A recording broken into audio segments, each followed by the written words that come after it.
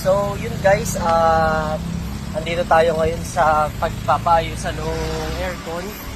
So eto, yung Mirage nila sir, okay na. So malamig na yung aircon.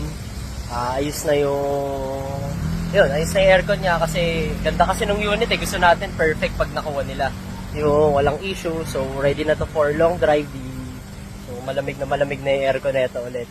Wala na magiging problema kahit saan nyo dalhin. Okay guys.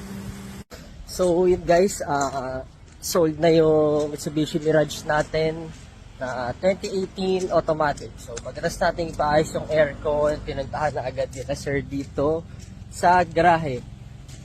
Ayun, ito yung kotse.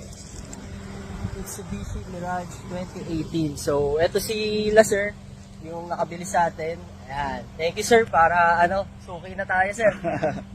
Para sa mga susunod ulit na deal. Ayan, yun si sir tsaka yung tatay ni sir. Okay, thank you guys. So, sila.